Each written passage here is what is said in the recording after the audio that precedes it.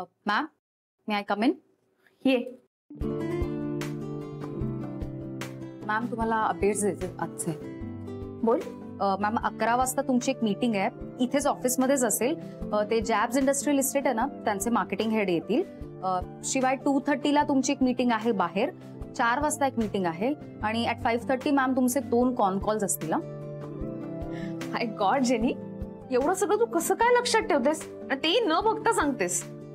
Ma'am सवय झाली मला. नाही, ते नुसतं सवयीचं नाही, पण कोणाला कधी किती वाजता भेटायचं हे सगळं लक्षात असतं बरोबर तुझ्या. मॅम हेच तर काम आहे माझं, ठेवते लक्षात. काम झालंच, पण तरी ना तुझी मेमरी खरंच खूप शार्प आहे. नाहीतर काही लोक अशी असतात ना की ज्यांना काल काय घडलं हे सुद्धा आठवत नाही. Yes ma'am. मॅम काही कशाला, हे आनंद सरच घ्या ना, त्यांना तर काहीच लक्षात नसतं. त्यांना इव्हन नावं पण लक्षात नाही राहत कुणाची.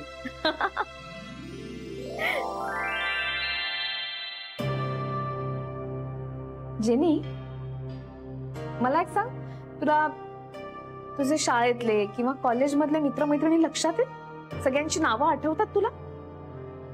कॉलेजमध्ये मॅम एवढं जुनं आठवत नाही आता मला. बट माझे मॅम असे फार फ्रेंड्स नव्हते. 2 बेस्ट फ्रेंड्स होते फक्त. एक ती मोनिका होती आणि एक जय नावाचा मुलगा होता. बाकी मी अशी कोणाशी बाहेर बोलायचं नाही. हो, पण काही कॉमन फ्रेंड्स असतील ना? कॉमन मॅम आता किती वर्ष झाली, मी हे ऑफिसच्या कामामध्ये इतकी बिझी झाले ते, त्यामुळे बाकीच्या गोष्टींचा खरंच विसर पडला आता. मॅम तुम्ही का विचारताय हे? काही नाही, असंच. नंतर सांगते. ओके मॅम, ठीक आहे. शॅल आय गो? हो.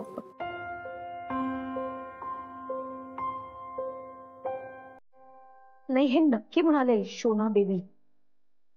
नंतर सांगतात शोना बेबी म्हणालो. कॉलेजमधली कोण मैत्रीण शोना बेबी? मला तर नाही आठवते. यांना कसं आठवतंय शोना बेबी? हे खरं बोलतायत का खोटं बोलतायत? उगाच वेळ मारून घेण्यासाठी मला सांगितलंय. मला तर खरंच काही कळत नाही. यांच्या या सगळ्या अनुभवांनंतर पटकन विश्वास ठेवणंही मला जमत नाहीये. शोना बेबी कोण आहे? ते शहानिशा करायला सांग.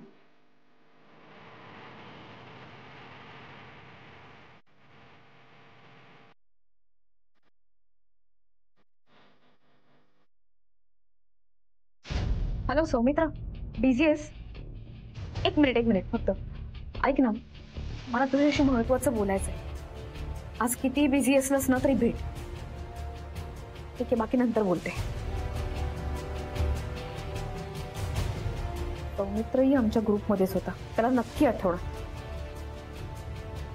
गुरुनाथ सुभेदार, मी तुमच्यावरती पूर्णपणे विश्वास ठेवणार नाही. काय खरं काय खोटं ते मी करूनच राहणार. Come on in. Hi, man. Hi, girl. Hi. Hi. What's up? I'm fine. आज पण पार्टी अरेंज केली आहे विथ लाईव्ह म्युझिक. हो शना? ऍक्च्युली पार्टी नाहीये यार, एक प्रॉब्लेम झालाय मोठा. तर मला तुमच्या बरोबर एक टॉप सिक्रेट शेअर करायचंय. कसलं सिक्रेट? सना, गॅरी तुझ्याकडे परत आला का? तू त्याच्याबरोबर चालली हात धरून फॉरेनला? अरे यार, गॅरीचाच थोडा प्रॉब्लेम झालाय. त्याचा ऍक्सिडेंट झालाय आणि त्यामुळे त्याला काहीच आठवत नाहीये. हा, मग त्याचं काय? अरे मग आपण ना एक शो परफॉर्म करूया ज्याच्यामुळे त्याला त्याचं पास्ट लाईफ सगळं आठवेल. Okay? No problem, anything for you Shanaya. खरंच? You guys are the best. Okay, तुम्ही बसून घ्या पटकन आणि मी तुम्हाला सांगते कसं करूया आपण. Okay okay. मला इथं बोलवलंयस, पण आपल्याला काय परफॉर्म करायचंय? शना, तू काय आम्हाला भजन अँड ऑल बोलायला बोलवलंयस का? जस्ट वेट सृष्टी, भजन वगैरे काही नाही म्हणायचंय. तुम्हाला ते रेट्रो मूवीचं गाणं माहितीये का? पेपी आहे आणि खूप कॅची आहे, ते गाणं माहितीये का? मला माहिती एक हसीना थी. नवीन की जुनं? जुनं आय थिंक. ऋषी कपूर वालं. हा तेच. येस. तर ते प्ले करायचंय आपल्याला. चला तर करूया. चल ठीक आहे. 1 2 3 start.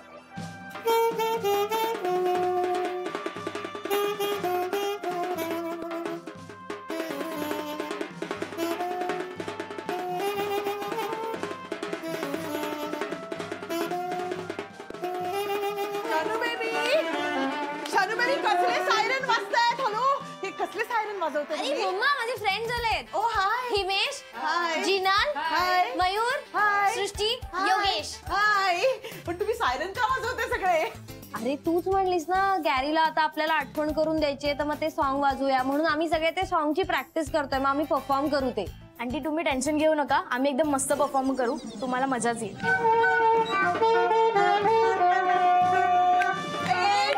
Stop stop stop.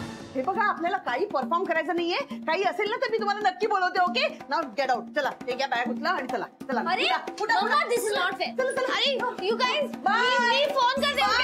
Bye bye bye. Mamma यार व्हॉट इज दिस. तू त्यांना हकलून काय दिलंस? एक्झॅक्टली, मी पण विचारते what is this Shanu baby.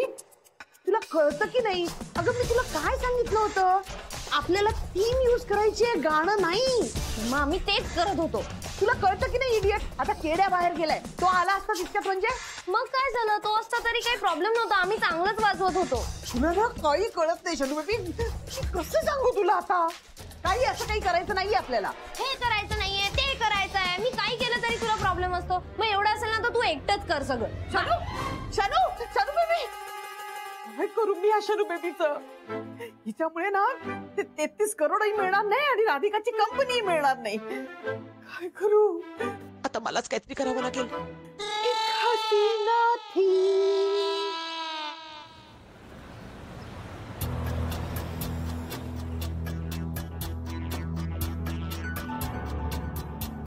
बस थोडेच दिवस, मग बघ गुरुनाथ सुभेदार, हे लोक तुझ्या वाऱ्यालाही दिसणार नाही. एकदा तू या मोठ्या कंपनीचा मालक झालास की राधिका तर परत सामान्य गृहिणीच होणार आहे. या राधिकानं आजच माझा डाव उधळून लावला. नाही, ती वाटते तेवढी सरळ नाहीये, आता बरीच हुशार झालीये. त्यामुळे मलाही पावलं जपून टाकावी लागतील. राधिकाचा विश्वास एवढ्या सहजासहजी नाही मिळवता येणार. तिच्या हितचिंतकांचा विश्वास आधी मिळवला ना तर तिचा विश्वास मिळवणं सोपं जाईल. आणि तिचे आदर्श म्हणजे कोण? तर ते नाना, महाजनी आणि आमचे तीर्थरू. अरे पैसा दिया मैं, क्या नहीं बोलता है? अरे साहब जी, नहीं दिया आपने पैसा. हाँ, तो मैं क्या झूठ बोलता है? तो क्या मैं झूठ बोल रहा हूँ?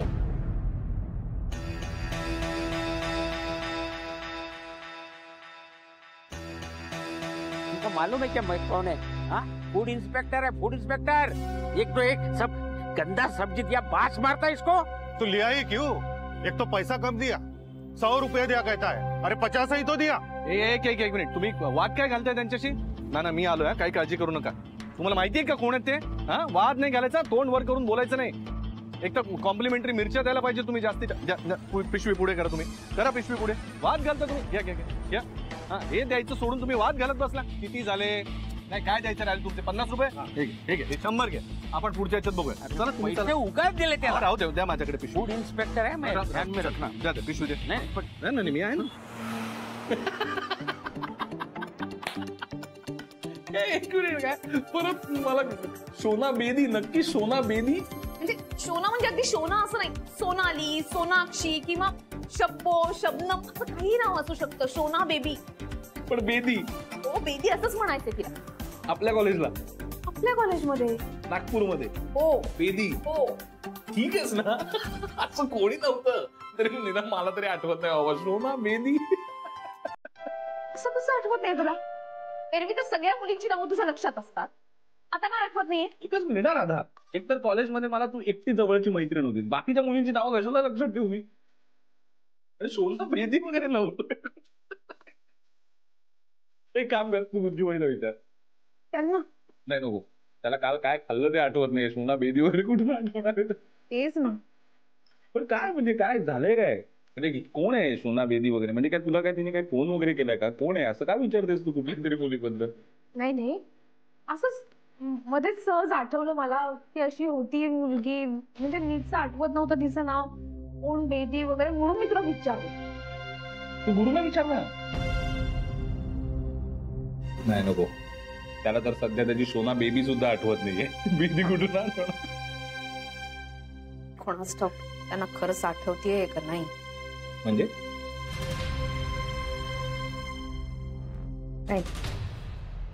काय झालं राधा, तू अशी डिस्टर्ब काय आहेस? काही सिरियस आहे का?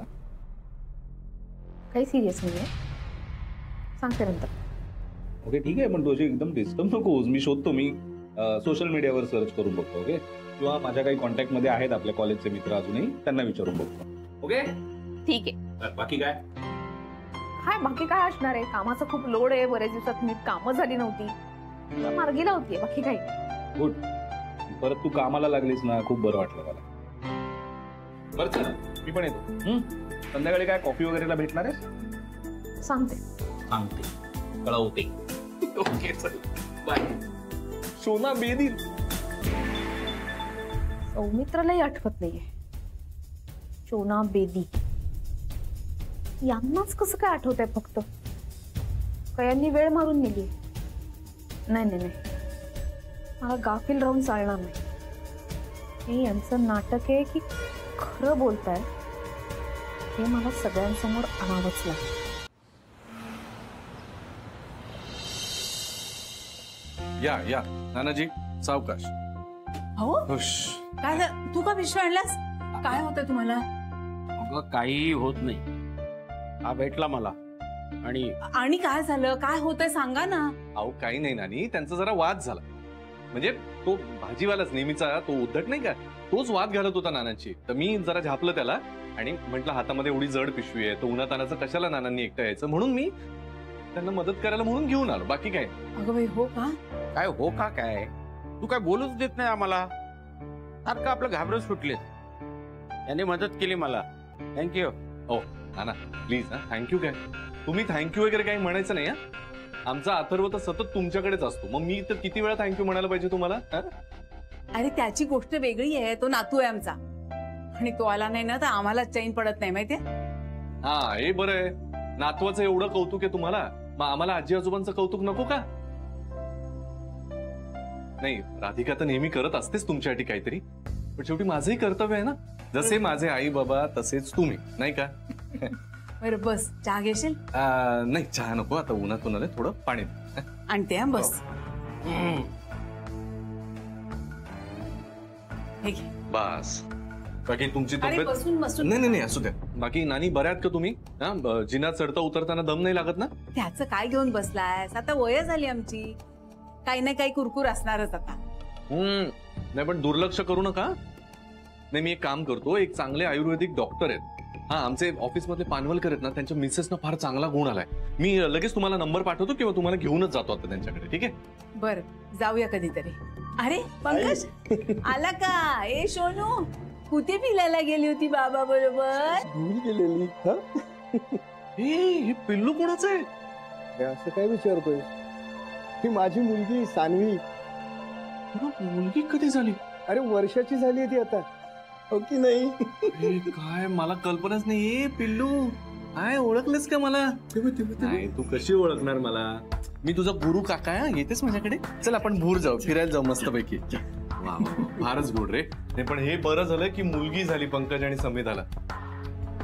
नाही पण तुम्हाला खरंच सांगतो, जेव्हा अथर्व होणार होता ना, त्यावेळेला राधिका आणि माझ्या मनामध्ये मुलीचाच विचार होता. शेवटी बापाचं प्रेम मुलीसाठी काही वेगळंच असतं ना. मलाही तसंच वाटतं. राधिकेला मी माझ्या मुलीसारखी मानतो. तू तिला ज्या काही यातना दिल्यास ना, त्या पाहून या बापाच्या मनाला सुद्धा वेदना झाल्यात. पटकन फ्रेंड्सना पाठवून दिलं माझ्या, कसा इन्सल्ट झाला असेल त्याचा. आता काय सांगू? Mango juice. मम्मा मला काही नकोय, ओके? माझं डोकं दुखतंय, मला कोणाशी काही बोलायचं नाही, जस्ट लिव्ह मी अलोन. असं चिडायचं नाही. चिडली माझी शनू बेबी. चिडू नको तो काय करू यार. माझे फ्रेंड्स आपल्याला हेल्प करण्यासाठी इथे आले होते. आम्ही मस्त रिहर्सल करत होतो तर तू हाकलून दिलंस त्यांना. शनू बेबी ते चुकीचं होतं ना. काय चुकीचं होतं? तू म्हणली होतीस एक हसीना थी सॉन्ग होतं. मी त्यांना सांगितलं आणि म्हणून आम्ही प्रॅक्टिस करत होतो. असं नाहीये ते. ये बस, तुला सांगते बस. तू मँगो ज्यूस पी, मी तुला सगळं समजावते. काय माहितीये का, आपल्याला ना ते तसं परफॉर्म करायचंय. म्हणजे गाणं गायचं नाहीये गॅरी समोर. म्हणजे तुमचा दोघांचा जो भूतकाळ आहे, तू त्याला कशी भेटलीस, कुठे भेटलीस, हे सगळं परफॉर्म करून त्याच्या समोर दाखवायचंय. मम्मा मला आठवते मी गॅरीला फर्स्ट टाइम कशी भेटले होते. कशी? मी त्याच्याकडे लिफ्ट मागितली होती. मग आम्ही कार मध्ये नंबर्स एक्सचेंज केले होते आणि मग परत तो मला ऑफिस मध्ये भेटला होता. गुड. म्हणजे तुला सगळं आठवतंय. हेच सगळं परफॉर्म करायचं त्याच्या समोर, समजलं? म्हणजे आमचं पास्ट लाईफ परत रिपीट करायचं. येस. वाव. मग गॅरी ओळखेल मला? Hope so. पण यार मम्मा हे सगळं आपण कसं करणार? आपल्याला हेल्प करायला कोणीच नाहीये ना गुलमोहर मध्ये ना ऑफिस मध्ये. तसे आणि आता गॅरी घरी असतो. मग कसं भेटणार त्याला, कसं सांगणार त्याला हे सगळं सांग. डोंट वरी शनू बेबी, मम्माकडे एक किल्ली आहे. तुझ्याकडे गॅरीच्या घराची किल्ली आहे? शनू बेबी, मम्माकडे प्रॉब्लेमची किल्ली आहे, कळलं? म्हणजे आता गॅरी ऑफिसला जायला लागलाय होपफुली. आपण त्याला ऑफिस ते घर, घर ते ऑफिस ह्याच्या मध्ये गाठायचं. म्हणजे बाहेरच्या बाहेर भेटायचं, म्हणजे कोणाला काही कळणारही नाही. ये, पण हे सगळं पॉसिबल आहे का? Yes baby, everything is possible. तू बघत राहा. आता राधिकाची कंपनी आणि 33 करोड आपल्या हातात कसे येत आहेत ते. You just wait and watch. आणि मम्मा जे सांगते ना त्याला फॉलो कर. आता या सुलक्षणाचा पहिला प्लॅन सुरू.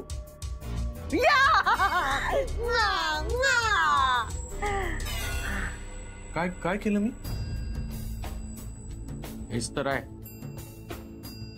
माझ्या राधिकेला त्रास देऊन तू नामानिराळा झाला.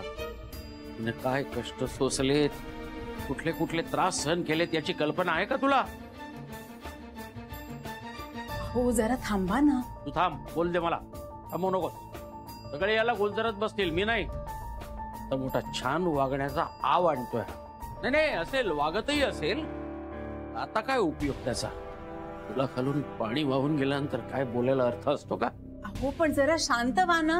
नाही नाही बोलू दे मला. मी बोलणारच आहे. नाही नाही नानी, त्यांना प्लीज थांबू नका. नाना तुम्ही मला सांगाच, मी नक्की काय चुकलोय आणि कसा चुकलोय मला प्लीज सांगा. नाही इतर कुणी काही सांगायला तयारच नाही. तुम्ही तरी सांगा माझं नक्की काय चुकलं.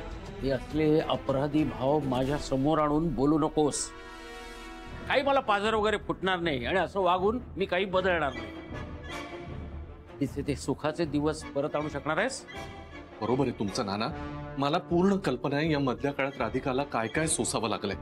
आणि अर्थात या सगळ्यामध्ये मी तिला काहीच साथ नाही देऊ शकलो. माझ्या आजारपणात तिच्यावर काय काय आलंय ते सगळं ऐकून आहे मी. आणि मला त्याचं फार वाईटही वाटतंय. पण या मधल्या काळामध्ये तिने जी काही प्रगती केली आहे, जे काही ती आत्ता करते त्याचा मला खूप अभिमान पण आहे नाना.